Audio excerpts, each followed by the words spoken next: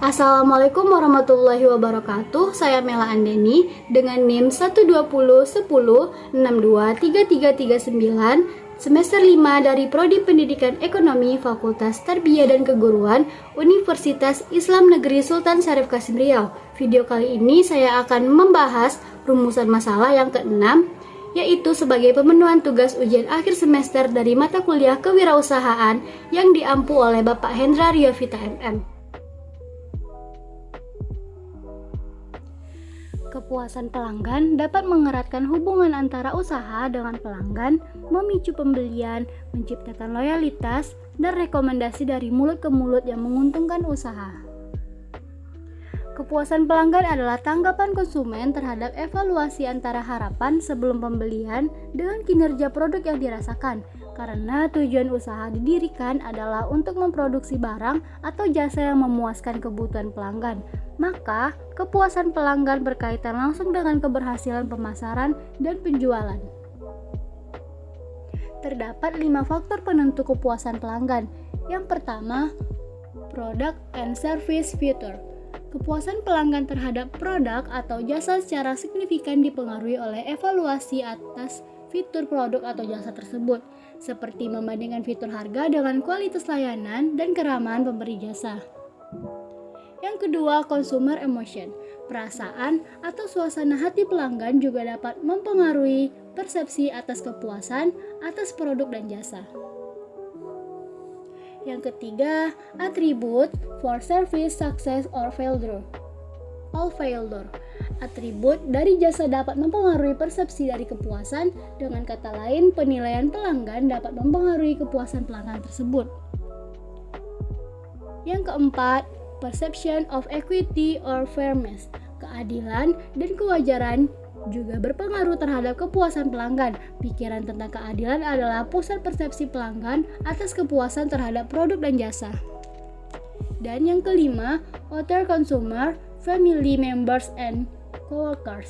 Kepuasan pelanggan dapat pula dipengaruhi oleh orang lain seperti anggota keluarga dan pelanggan lain, terutama yang berkaitan dengan pengalaman yang berasal dari orang lain tersebut.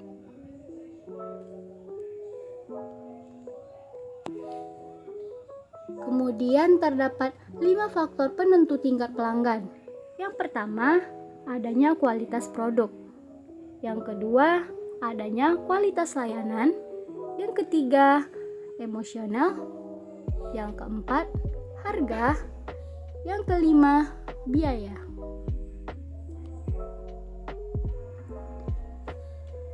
Kemudian terdapat 3 cara mengukur tingkat kepuasan pelanggan. Yang pertama, sistem keluhan dan saran. Yang kedua, survei kepuasan pelanggan.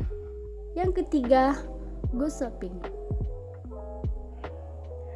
Kepercayaan pelanggan adalah pengetahuan pelanggan tentang produk atau jasa berikut atribut dan manfaatnya. Kepercayaan pelanggan diciptakan melalui kejujuran usaha. Pengembangan produk atau jasa yang dilakukan secara terus-menerus merupakan bentuk kepedulian usaha untuk mempertahankan kepercayaan pelanggan tersebut.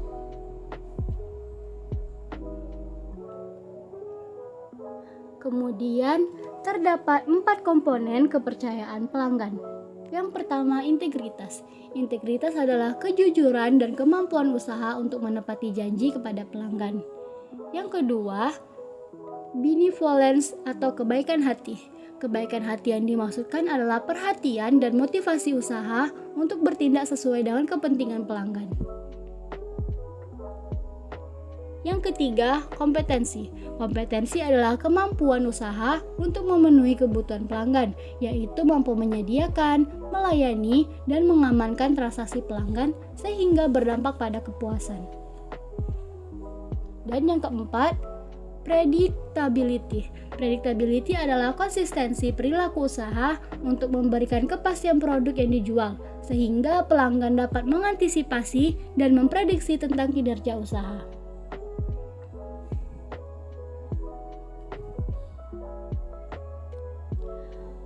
Bagaimana usaha harus berorientasi kepada pelanggan? Yang pertama, terdapat konsep produksi. yaitu pada era ini yang terpikir adalah asal kita membuat produk bagus, pasti akan laku. Yang kedua, konsep penjualan. Pada era ini banyak produk yang sama yang diproduksi oleh berbagai perusahaan. Perusahaan ini kemudian melakukan pemasangan iklan dan membuat tim penjualan untuk menyaingi produk yang sama pada perusahaan yang lain. Yang ketiga, konsep pemasaran. Persaingan penjualan semakin ketat sehingga mereka mulai masuk ke penjualan berdasarkan kebutuhan pelanggan. Pada konsep ini, pemasaran ini kita akan melakukan riset kebutuhan pelanggan. Baiklah, adapun kesimpulan dari materi yang keenam ini yaitu mengapa usaha harus berorientasi kepada pelanggan, karena semua kegiatan bisnis harus diarahkan untuk menciptakan dan memuaskan pelanggan. Penekanan pada kebutuhan dan keinginan konsumen membuat bisnis di jalur yang benar. Semua keputusan pemasaran harus dibuat berdasarkan dampaknya terhadap pelanggan sehingga konsumen menjadi sasaran inti pada sebuah bisnis. Demikianlah pembahasan saya mengenai rumusan masalah yang keenam ini. Apabila ada kesalahan, saya mohon maaf. Saya akhiri dengan wabillahi taufiq wal hidayah. Wassalamualaikum warahmatullahi wabarakatuh.